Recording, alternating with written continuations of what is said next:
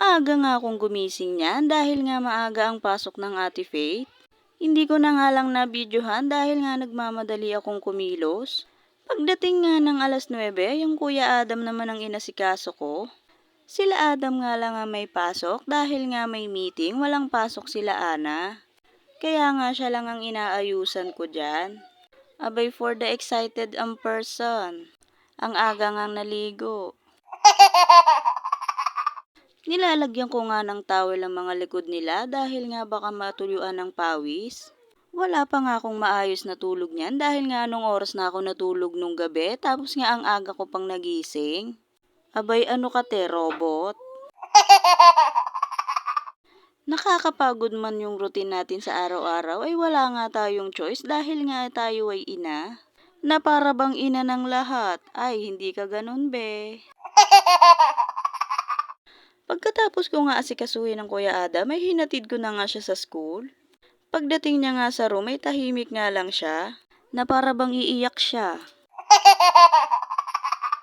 Pag-uwi ko nga ay sinamantala ko ang paglilinis ng bahay dahil nga wala ang bunso, iniwan ko muna doon sa pamangkin ko. Dahil hindi tayo matatapos be pag andyan siya.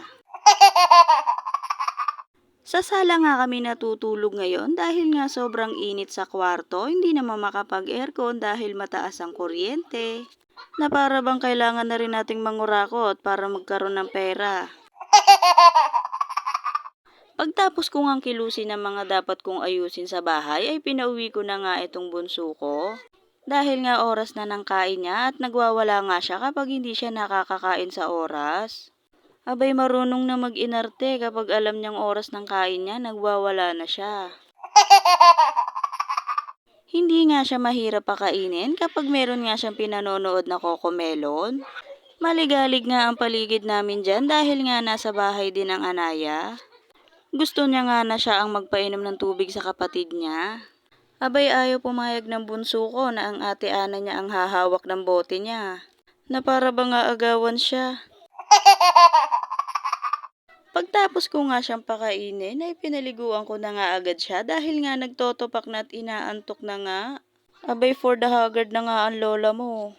Na para bang may 10 siyang anak. Pagtapos nga maligo ng bunso ko ay hinihilot ko nga ang paa niya. Pati ang tuhod niya para nga mas matibay ang kanyang buto. Para mabilis lang din siyang makalakad. Na para bang gusto niya ng tumakbo.